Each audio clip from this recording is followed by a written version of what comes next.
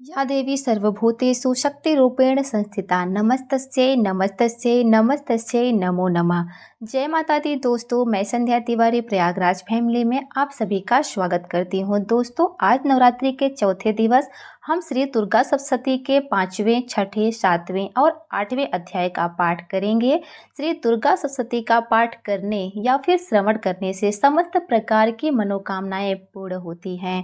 श्री दुर्गा सप्तशती का पाठ नवरात्रि के या तो प्रत्येक दिन 13 अध्याय करना चाहिए या तो 7 दिन में संपन्न करना चाहिए। जिस तरह से हम आपके लिए ये वीडियो ला रहे हैं उस तरीके से करना चाहिए।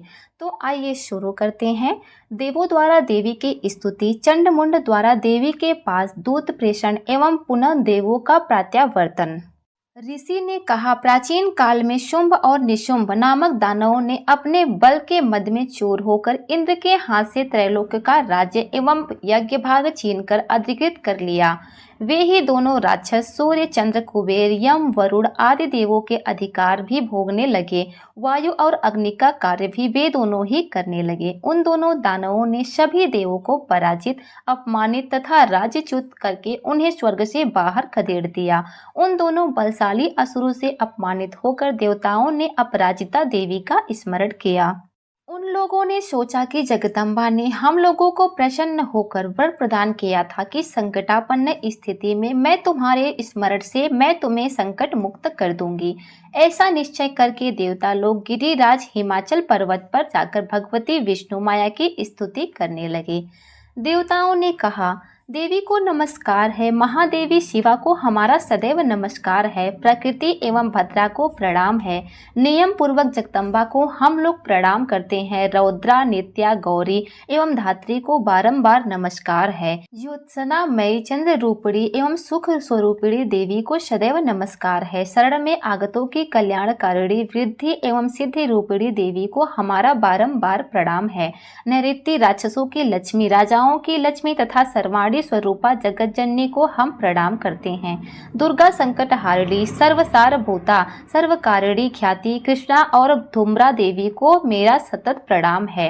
अत्यंत सौम्या, अत्यंत रौद्रा देवी को हम बार बार प्रणाम करते हैं। जगत की आधारभूता कृति देवी को पुनः पुनः हमारा प्रणाम है।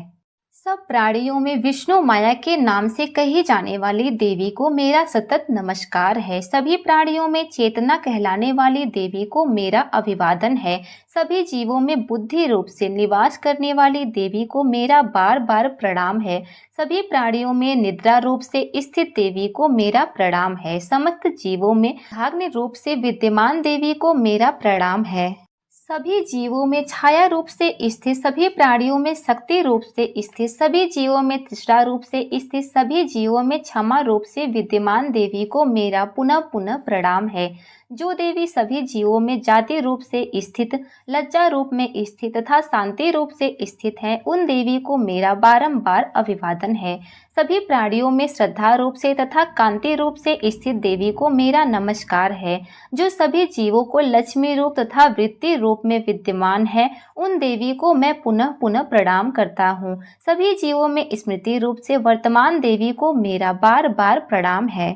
जिन देवी की सभी जीवों में दया तथा तुष्टि रूप से स्थित है, उन देवी को मेरा प्रणाम है। जो देवी सभी प्राणियों में मातृ तथा भ्रांति रूप से विद्यमान है, उन्हें मेरा बार बार प्रणाम है। जो देवी समस्त जीवों के इंद्रिय वर्ग की स्वामिनी तथा सभी प्राणियों में व्याप्त रहने वाली हैं, उन्हें मेरा नमस्कार है। जिन देवी की इस सृष्टि में चैतन्य रूप से व्याप्ति है, उन देवी को मेरा प्रणाम है। प्राचीन काल में अपनी इष्ट सिद्धि की पूर्ति होने से देवों ने जिनका स्तवन तथा देवों के राजा इंद्र ने बाहुकाल तथा जिनका सेवन किया, वह कल्याणकारिणी ईश्वरी हमारा हित तथा मंगल करे तथा मेरी सभी आपदाओं का निवारण करे। जिन परमेश्वरी को हम सब देवगण दैत्यों द्वारा त्रस्त हो इस समय प्रणाम करते हैं तथा जो शक्ति युक्त चित्त वाले पुरुषों के स्मरण करने से समस्त संकटों को तत्काल टाल देती हैं, वे जगदम्बा हमारे संकट को नष्ट करे। ऋषि बोले, हे राजन, देवताओं के इस स्तुति के समय गंगा स्नानार्थ वहां श्री पार्वती देवी आई हुई थी। उन सुंदर भ्रिकुटी वाली भगवती पार्वती ने देवताओं से प्रश्न किया, आप लोग यहाँ किसकी स्तुति कर रहे हैं? तब उन्हीं के शरीर कोश से उत्पन्न हुई शिवा देवी ने कहा, युद्ध में निशुंभ दैत्य से पराजित तथा शुंभ से अपमानित होकर ये समस्त देवता मेरी ही स्तुति कर रहे हैं। पार्वती जी के शरीर कोश से अंबिका देवी की उत्पत्ति हुई थी, इसलिए वे इस त्रैलोक्य में कौशिकी नाम से संबोधित की जाती हैं। कौशिकी की उत्पत्ति के बाद पार्वती देवी का शरीर काले रंग में परिवर्तित हो गया, अतदर्थ वे हिमालय पर रहने वाली कालिका देवी के नाम से प्रसिद्ध हुई। इसके पश्चात वहां शुंभ निशुंभ के भृत्य चंडमुंड ने आकर परम मनोमुग्धकारी रूप वाली अंबिका देवी को देखा। देवी को देखकर वे शुंभ दानव के पास जाकर बोले, महाराज, मैंने हिमालय पर एक अत्यंत रूपवती स्त्री देखी है, जिसकी कांति से हिमालय उद्भासित हो रहा है। वैसा अनिग्ध रूप कभी किसी ने नहीं देखा होगा। हे असुरराज, आप पता लगाइए कि वह कौन है और उसे ग्रहण कर लीजिए। उस स्त्री रत्न के समस्त अंग बहुत ही कमनीय हैं और वह अपने अंगों की आभा से समस्त दिशाओं को अलौकिक कर रही है। हे दैत्यराज, अभी तक वह हिमालय पर ही वर्तमान है, आप उसे चलकर देख सकते हैं। हे प्रभु, इस समय आपके गृह में संसार के सभी रत्न, घोड़े, हाथी आदि शोभित हो रहे हैं। हाथियों में ऐरावत, वृक्षों में पारिजात तथा घोड़ों में उच्च श्रवा तो आपने ही इंद्र से छीन लिया है। हंसों से जीता हुआ ब्रह्मा जी का यह रत्न जड़ित अद्भुत विमान अब आपके यहाँ पड़ा है। महापत्य नामक कुबेर की निधि छीनकर आपने हस्तगत कर लिया है। केसरों से सुशोभित किंजली नाम की माला समुद्र ने आपको अर्पित की है, जिसके कमल कभी भी नहीं कुम्हलाते और सदा हरे भरे रहते हैं। सोना बरसाने वाला वरुण देव का छत्र भी आपके घर में शोभित हो रहा है तथा प्रजापति का यह उत्तम रथ भी आपके पास उपलब्ध है। हे दैत्येश्वर, मृत्यु की उत्क्रांति निंदा नामक शक्ति भी आपने अपने अधिकार में ले ली है तथा वरुण का पास और समुद्र गर्भ के अनेकों रत्न आपके अनुज निशुंभ के पास है। अग्नि की ने स्वतः शुद्ध किए हुए 2 वस्त्र आपको अर्पित किए हैं। हे दैत्यराज, इस प्रकार आपने समस्त रत्नों का संग्रह कर लिया है। फिर यह स्त्रियों में रत्नमयी देवी को आपने क्यों छोड़ रखा है? इसे भी आप अपने अधिकार में कर लीजिए। ऋषि ने कहा, चंडमुंड के मुख से ऐसी बात सुनकर शुंभ ने अपने महादैत्य सुग्रीव को दूत बनाकर देवी के पास संदेश कहलाने के लिए भेजा। उस दैत्य से शुंभ ने कहा कि तुम उसे बातों में बहलाकर मेरे पास अतिशीघ्र लाने का प्रयत्न करना। वह दूत पर्वत के उस मनोरम भाग में गया जहाँ देवी विराजमान थी। उसने उस दैत्य ने मधुर वाणी में कहना प्रारंभ किया। दूत ने कहा, हे देवी, इस समय दैत्यराज शुंभ ही इस त्रिभुवन के एकमात्र स्वामी हैं। मैं उनका दूत बनकर उनकी आज्ञा से तुम्हारे पास आया हूँ। उनकी आज्ञा का पालन देवता लोग सदैव निर्विरोध रूप से करते आए हैं। कोई भी उनकी आज्ञा टालने का दुस्साहस नहीं कर सकता। उन्होंने समस्त देवों पर विजय प्राप्त की है और तुम्हारे लिए जो संदेश दिया है उसे दत्तचित्त होकर सुनो। समस्त विश्व मेरे अधीनस्थ है, देवता भी मेरी आज्ञा का पालन करते हैं। संपूर्ण यज्ञांशों को मैं ही भिन्न भिन्न रूपों से ग्रहण करता हूँ। तीनों लोकों के श्रेष्ठतम रत्न सभी मेरे अधिकार में है। देवराज इंद्र का वाहन श्रेष्ठ रत्न ऐरावत नाम का हाथी मेरे पास है। क्षीर सागर के मंथन काल में उत्पन्न अश्वरत्न उच्च श्रवा को अब देवताओं ने मुझे अर्पित कर दिया है। हे सुंदरी, इन पदार्थों के अतिरिक्त और भी जितने भी अमूल्य रत्न या पदार्थ देवों, गंधर्वों या नागों के अधिकार में थे, वे सब अब मेरे पास उपलब्ध हैं। हे देवी, हम लोग तुम्हें स्त्रियों में रत्न मानते हैं, अतएव तो हमारे पास आओ, क्योंकि उन अधिकृत रत्नों का उपभोग करने वाला एकमात्र मैं ही हूँ। हे चंचल चितवन वाली सुंदरी, तुम मेरे या मेरे भाई महापराक्रमी निशुंभ के पास रहकर दुर्लभ सुखों का उपभोग करो, क्योंकि तुम रत्न स्वरूपिणी हो। मेरा वर्ण करके तुम अतुल संपत्ति तथा ऐश्वर्य की उत्तराधिकारिणी बनोगी। अपनी बुद्धि से ऐसा विचार कर तुम मेरी पत्नी बनना स्वीकार करो। ऋषि ने कहा, दूत के मुख से ऐसी उक्ति सुनकर कल्याणमयी भगवती जगतधात्री दुर्गा मन में गंभीर भाव से मुस्कुराते हुए उस दूत से कहने लगी। देवी ने उस दूत को संबोधित करते हुए कहा, हे दूत, तुमने जो बात कही है वह बिल्कुल सत्य है, इसमें कुछ भी मिथ्या नहीं है। शुंभ तीनों लोकों का इस समय स्वामी और उसका भाई निशुंभ भी उसी के सदृश पराक्रमीशील हैं, किंतु इस विषय में मैंने पहले जो प्रतिज्ञा ठान ली है उसे मैं किस प्रकार तोड़ सकती हूँ। मैंने अपनी अल्पज्ञता के कारण जो प्रतिज्ञा कर रखी है उसे तुम्हें सुनाती हूँ। मेरी प्रतिज्ञा यह है कि जो भी प्राणी मुझे समर में पराजित करेगा, जो मेरे अभिमान का खंडन करेगा तथा जो मेरे ही समान पराक्रमी तथा साहसी होगा, वही मेरा स्वामी बन सकेगा। इसलिए महादैत्य शुंभ या निशुंभ स्वयं ही जब यहाँ आकर मुझे पराजित कर दें तो मेरा विवाह उनसे हो सकता है। इसमें विलंब करना उचित नहीं है। तब देवी से दूत ने कहा, हे देवी, तुम मेरे सामने ऐसी अभिमानपूर्ण बातें न करो।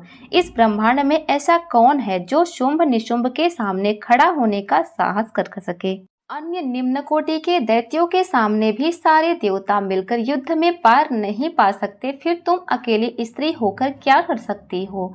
जिन शुंभ और पराक्रमी दैत्यों के आगे इंद्रादि देवता भी भय के कारण युद्ध विमुख हो गए, उनके सामने तुम अकेली स्त्री होकर कैसे जा सकती हो। अतएव तुम मेरा ही कहना मानकर शुंभ निशुंभ के पास चलो।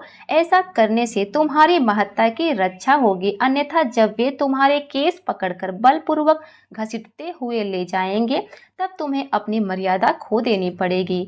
दूत की बात सुनकर देवी ने उत्तर दिया, तुम्हारा कहना उचित ही है। शुंभ निशुंभ निसंदेह बलवान और पराक्रमी दैत्य हैं, किंतु मैं क्या करूं। मैंने पहले बिना सोचे समझे ही ऐसी प्रतिज्ञा कर ली है, तो उसे कैसे भंग करूं। इस प्रकार मार्कंडेय पुराण के सर्वाधिक मनवंतर कथा के अंतर्गत देवी महात्म्य में वर्णित दूत संवाद नामक 5वां अध्याय समाप्त। छठा अध्याय। ऋषि कहने लगे, देवी के मुख से ऐसी बात सुनकर दूत को बहुत ही आश्चर्य हुआ और उसने दैत्यराज के पास जाकर विस्तार पूर्वक समाचार कहा। दूत से ऐसा उत्तर सुनकर वह दैत्यराज अत्यंत क्रोधित हो उठा और अपने सेनानायक धूम्रलोचन से कहा, धूम्रलोचन, तुम अति शीघ्र अपनी सेना के साथ जाकर उस दुष्टा स्त्री का केस बलपूर्वक खींचते हुए यहाँ उठा लाओ। उसका रक्षण यदि यक्ष गंधर्व देवता आदि कोई भी हो तो तुम उसे अवश्य ही मार डालना। तब ऋषि ने कहा, शुंभ का आदेश पाकर वह धूम्रलोचन अपनी 60,000 सेना के साथ वहां से तुरंत ही चल पड़ा। वहां पहुंचकर उसने हिमालय पर निवास करने वाली देवी को देखा और ललकार कर आदेश भरे स्वर से कहा, अरे तू मेरे स्वामी शुंभ निशुंभ के पास चल। यदि तू इस समय स्वेच्छा से मेरे साथ नहीं चलेगी तो मैं तेरे केस पकड़कर घसीटते हुए जबरन तुम्हें ले चलूंगा। तब देवी ने उनसे कहा, तुम दैत्यराज के आदेश से आए हो और तुम स्वयं भी बलवान हो तथा तुम्हारे साथ इस समय विशाल वाहिनी भी है। ऐसी अवस्था में यदि तुम मुझे बलात् भी ले चलोगे तो मैं तुम्हारा क्या बिगाड़ सकूंगी। ऋषि ने कहा। देवी के उत्तर से धूम्रलोचन उनकी ओर दौड़ पड़ा। तब देवी अंबिका ने हुम शब्द का उच्चारण करके उसे भस्मीभूत कर डाला।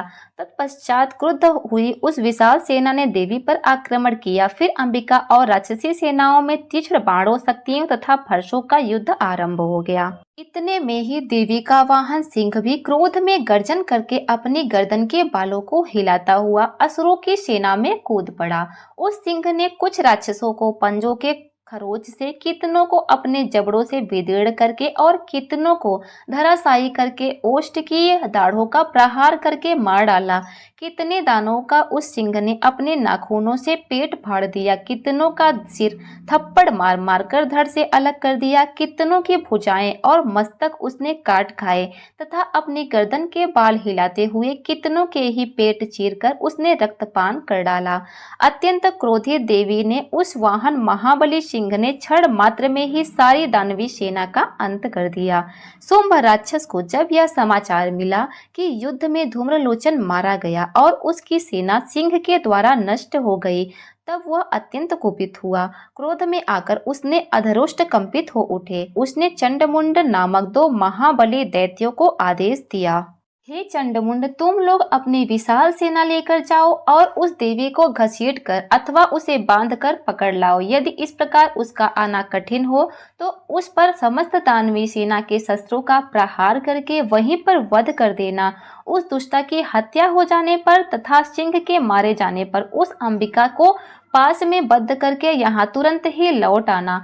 इस प्रकार मार्कंडेय पुराण के सर्वाधिक मनवंतर कथा के अंतर्गत देवी महात्म्य में वर्णित सेनापति शुंभ निशुंभ एवं धूम्रलोचन वध नामक छठा अध्याय समाप्त। सातवां अध्याय चंडमुंड का वध। ऋषि ने कहा, इसके पश्चात शुंभ दैत्य के आदेश से वे चंडमुंड नामक दैत्य अपनी चतुरंगड़ी, हाथी, घोड़े, रथ, पैदल सेना को अस्त्र शस्त्र से सज्जित करके चल पड़े। वहां पहुंचकर पर्वतराज हिमालय के स्वर्णमय शिखर के ऊपर सिंह पर आरूढ़ देवी को देखा। वे मंद हास्य कर रही थी। उन देवी को देखकर दानवी सेना उन्हें पकड़ने के लिए झपट पड़ी। किसी राक्षस ने धनुष उठाया तो किसी ने म्यान में तलवार खींच ली और कुछ एक देवी के पास आकर खड़े हो गए। तब अंबिका ने उन पर अत्यंत क्रोध प्रकट किया। उस समय क्रोधानल में दग्ध होने के कारण उनका मुख काला दिखाई पड़ने लगा। उनकी भौहें तन गई और वहां से विकराल मुखी काली का प्रादुर्भाव हुआ। उनके हाथ में तलवार और पास था। वे चीते के चमड़े की साड़ी पहने, नरमुंडों की माला से विभूषित होकर हाथ में विचित्र प्रकार की तलवार धारण किए हुए थी। उनके शरीर का मांस सूख कर केवल अस्थि पंजर शेष रह गया था, जिसके कारण उनकी आकृति बड़ी ही डरावनी लग रही थी।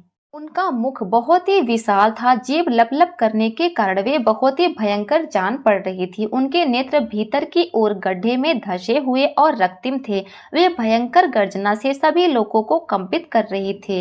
वे कालिका देवी बड़े बड़े असुरों का वध करती हुई प्रबल वेग से आसुरी सेना पर टूट पड़ी और उन सबको अपना ग्रास बनाने लगी। वे देवी पार्श्वरक्षकों, अंशुकधारी महावतों, बड़े बड़े योद्धाओं और घंटाधारी कितने ही विशाल काय हाथियों को एक हाथ में पकड़कर मुख में निगल लेती थी। इसी प्रकार घोड़े, रथ और सारथी सहित रथी सैनिकों को मुंह में डालकर वे बहुत ही भयानक आवाज में चबा रही थी।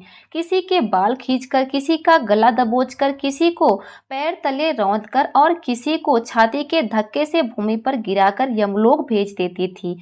वे दैत्यों द्वारा निक्षिप्त बड़े बड़े अस्त्रों को मुख में पकड़कर दांतों से चूर चूर कर डालती थी। काली ने उन बलशाली दुराचारी दैत्यों की समस्त सेना को मसल दिया। कुछ एक को खा गई और कितनों को ही वहां से खदेड़ दिया।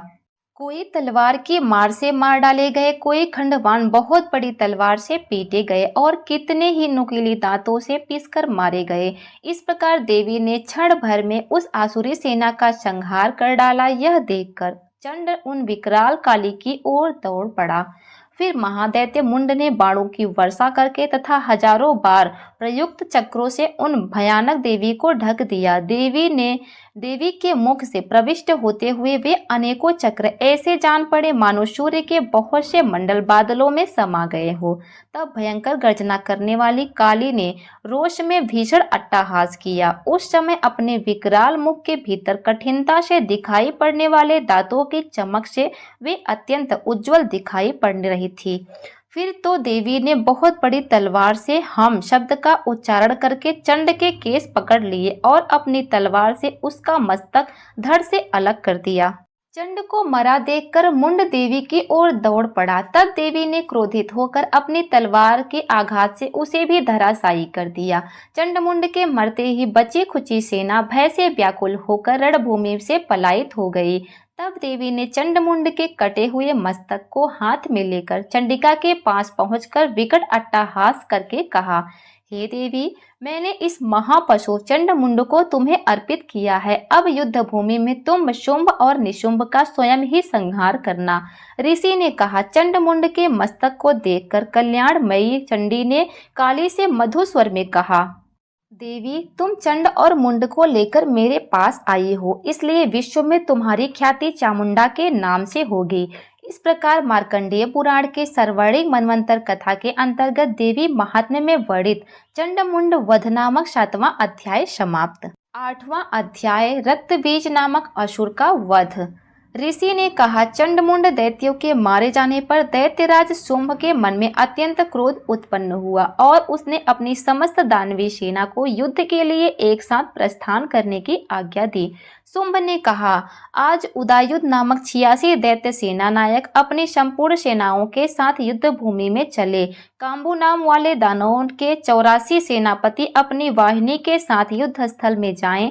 50 कोटि के वीर यकुल के और 100 धौम्रकुलोत्पन्न असुर सेनापति मेरी आज्ञा से युद्ध में रवाना हो जाएं।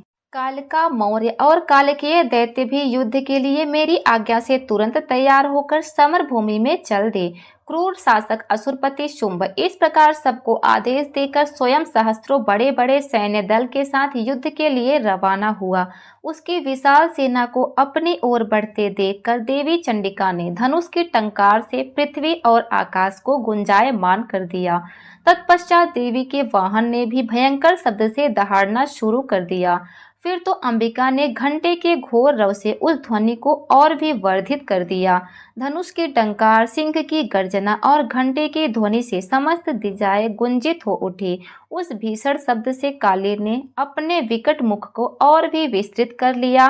इस प्रकार से वह पूर्ण विजयिनी बनी। उस भीषण नाद को सुनकर आसुरी सेनाओं ने चंडिका, काली तथा सिंह को क्रोधपूर्वक चतुर्दिक से घेर लिया। हे राजन, इसी समय असुरों के संहार तथा देवताओं के उत्थान के लिए ब्रह्मा, शिव, कार्तिकेय, विष्णु तथा इंद्र आदि देवों की महान पराक्रम संपन्न शक्तियां भी उनके शरीर से निकलकर उन्हीं के रूप में देवी चंडिका के पास गई। देवताओं के रूप, वेश, वाहन आदि के अनुरूप ही उनकी शक्तियां असुरों से युद्ध करने के लिए आ गई। सर्वप्रथम हंस की सवारी पर बैठी हुई मंडलों से सुशोभित ब्रह्मा जी की शक्ति प्रकट हुई, जिसे ब्रह्माणी कहा जाता है। महादेव की शक्ति बैल पर आरूढ़ होकर, हाथों में श्रेष्ठ त्रिशूल धारण कर, शेषनाग का कंगन पहने, मस्तक में चंद्र रेखा से सज्जित होकर वहां आ गई। कार्तिकेय की शक्ति रूपा जगदम्बिका उन्हीं के अनुरूप मयूर पर आरूढ़ हो हाथ में शक्ति लेकर उन दानवों से युद्ध करने के लिए आ गई। इसी प्रकार भगवान विष्णु की शक्ति गरुड़ के वाहन पर विराजमान होकर शंख, चक्र, गदा, धनुष तथा खड्ग लिए वहां उपस्थित हुई। अनुपम यज्ञ वाराह का रूप धारण करने वाले भगवान विष्णु की वह शक्ति भी वाराह शूकर शरीर धारण कर वहां आ गई। भगवान नृसिंही की नरसिंही शक्ति भी उन्हीं के अनुरूप शरीर धारण करके वहां आ पहुंची। उनकी गर्दन में बालों के झोंके से आकाश की तारिकाएं बिखर रही थी। इसी प्रकार इंद्र की शक्ति हाथ में वज्र लिए ऐरावत हाथी पर आरूढ़ होकर आई। उस शक्ति के भी इंद्र के समान ही सहस्त्र नेत्र थे। तब उन समस्त देव शक्तियों से आवित शिव जी ने चंडिका से कहा, मेरी प्रसन्नता के लिए तुम अब तुरंत ही इन असुरों का वध करो। तब देवी के शरीर से अत्यंत भीषण और अति उग्र चंडिका शक्ति प्रकट हुई, जिसके द्वारा सैकड़ों श्रृंगालियों की सी आवाज हो रही थी। उस अपराजिता देवी ने धूमिल जटा वाले महादेव जी से कहा, भगवान आप निशुंभ शुंभ के पास दूत के वेश में जाइए और उन दोनों दानवों से कहिए, उनके साथ ही युद्ध में उपस्थित अन्य दानवों को भी यह संदेश सुनाइए। दैत्यों, यदि तुम्हें जीने की चाह है तो पातालपुरी को लौट जाओ। इंद्र को त्रैलोक्य का राज्य प्राप्त हो और देवगण यज्ञांश का उपभोग करें। यदि बल के मद में तुम सभी युद्ध के इच्छुक हो तो जाओ, मेरी योगिनियां तुम्हारे कच्चे मांस भक्षण से तृप्त पावे। देवी ने भगवान शिव को दूत का कार्य सौंपा था, इसलिए वह शिवदूती के नाम से जगत में विख्यात हुई हैं। वे दैत्य भी शिव जी के मुख से देवी की बात सुनकर कुपित हो गए और कात्यायनी की ओर लपके। तत्पश्चात वे दैत्य क्रुद्ध होकर देवी पर बाण, शक्ति और रिष्टि आदि शस्त्रों की वर्षा करने लगे। तब देवी ने भी धनुष की टंकार करके दैत्यों द्वारा निक्षिप्त बाण, शूल, शक्ति, परशु आदि को खिलवाड़ में ही काट दिया। फिर काली आगे आकर राक्षसों को शूल के आघात से चीरने लगी और खड्गवान के द्वारा उनको विध्वंस करती हुई रणस्थल में विचरण करने लगी। ब्रह्माणी भी अपना कमंडल लेकर जिस ओर निकल जाती थी, उधर ही जल छिड़क कर शत्रुओं के तेज तथा पराक्रम हिम कर देती थी। महेश्वरी ने त्रिशूल, वैष्णवी ने चक्र तथा कार्तिकेय ने अपनी शक्ति के प्रहार से दानवों का नाश प्रारंभ कर दिया। इंद्राणी के वज्र से आहत होकर सैकड़ों दैत्य खून की धारा बहाते हुए भूमि पर गिर पड़े। वाराही शक्ति ने कितने ही राक्षसों को थूथुन की चोट से नष्ट कर दिया। दाढ़ों के अग्रभाग से कितने की छाती को विरुद्ध कर दिया तथा कितने ही चक्र की चोट खाकर धरती पर गिर पड़े। नरसिंही भी कितने ही दैत्यों को अपने नाखूनों से फाड़कर खा जाती और सिंहनाद करके संपूर्ण दिशाओं को गुंजाती हुई रणभूमि में विचरण करने लगी। कितने ही राक्षस गण शिवदूती के प्रबल अट्टहास से भयभीत होकर रणभूमि पर लौटने लगे। उनके गिरते ही शिवदूती उन्हें अपना भक्ष्य बना देती थी। इस प्रकार क्रुद्ध देवियों के द्वारा बड़े बड़े असुरों का संहार होते देख दानवी सेना पलायित होने लगी। मातृगणों से त्रस्त होकर युद्ध से विमुख होते दैत्यों को देखकर रक्तबीज नामक महादैत्य अत्यंत कुपित होकर युद्ध भूमि में आ पहुंचा। उसके शरीर से खून की बूंद टपकते ही उसी आकार का दूसरा दैत्य उत्पन्न हो जाता था।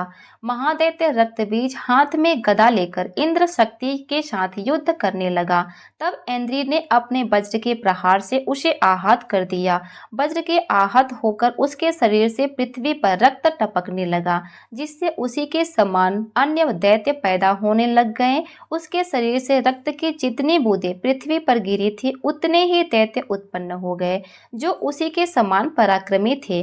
वे नए उत्पन्न राक्षस मातृगणों के साथ भयंकर युद्ध करने लगे। इंद्राणी के वज्र अपप्रहार से उसका मस्तक आहत होकर खून बहाने लगा, जिससे हजारों नए दैत्य उत्पन्न होकर सामने आ गए। वैष्णवी ने अपने चक्र से रक्त बीज पर प्रहार किया। फिर इंद्री ने गदा की चोट से घायल कर दिया। वैष्णवी के चक्र से घायल होने के कारण उसके शरीर से बहुत अधिक रक्तपात हुआ, जिसके कारण इतने दैत्यों की उत्पत्ति हुई कि समस्त जगत व्याप्त हो गया। कौमारी ने शक्ति, वाराही ने खंड और महेश्वरी ने त्रिशूल चलाकर रक्त बीज को आहत कर दिया। अत्यंत कुपित होकर रक्त बीज ने भी अपनी गदा से मातृशक्तियों पर आघात किया। शक्ति, शूल आदि के द्वारा घायल होने से उसके रक्त के द्वारा अगणित महादैत्य उत्पन्न हुए। इस प्रकार उस महादैत्य से उत्पन्न नए दैत्यों के द्वारा समस्त विश्व आच्छादित हो गया।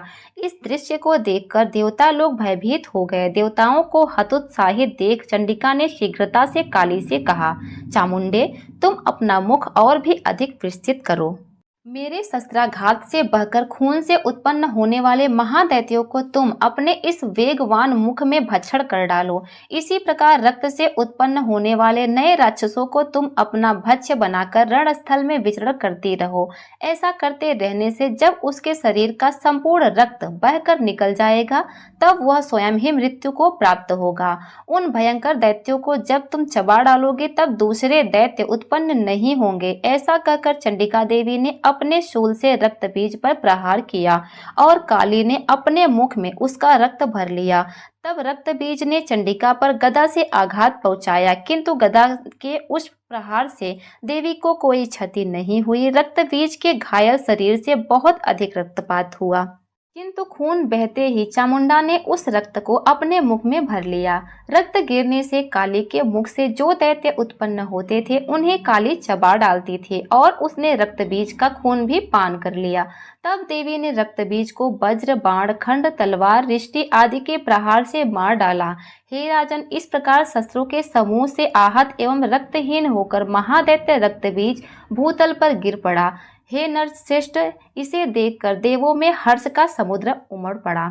उन असुरों के रक्तपान के मद से उन्मत्त होकर संपूर्ण मातृ समूह नृत्य करने लग गया। रक्त बीज वध नामक 8वां अध्याय समाप्त। क्षमा प्रार्थना। हे जगदम्बिके, मेरे द्वारा किए गए पाठ में जहाँ कहीं मात्राओं की त्रुटि, विसर्ग अनुसार के उच्चारण में कमी रह गई हो, तो इन समस्त त्रुटियों को आप क्षमा करके मेरे किए गए संकल्पों को पूर्ण करने की कृपा प्रदान करें। हे परमेश्वरी, मेरे द्वारा रात दिन सहस्त्रों अपराध होते रहते हैं। यह मेरा दास है, ऐसा समझकर मेरे उन अपराधों को आप कृपा पूर्वक क्षमा करो।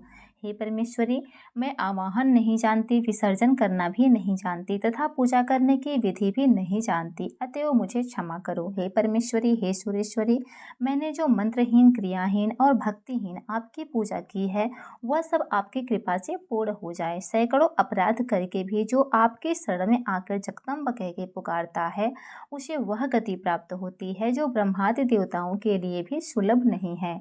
जगदम्बिके, मैं अपराधी हूँ, किंतु आपकी शरण में आई हूँ। इस समय दया की पात्र हूँ, आप जैसा चाहें वैसा करें। हे परमेश्वरी देवी, अज्ञान से, भूल से अथवा बुद्धि की भ्रांति होने के कारण मैंने जो न्यूनता या अधिकता कर दी हो, वह सब क्षमा करें और मुझ पर प्रसन्न होवे। सच्चिदानंद स्वरूपा परमेश्वरी, जगत माता कामेश्वरी, आप प्रेम पूर्वक मेरी यह पूजा स्वीकार करें और मुझ पर प्रसन्न होवे। देवी सुरेश्वरी, आप गोपनीय से गोपनीय वस्तुओं की रक्षा करती हैं।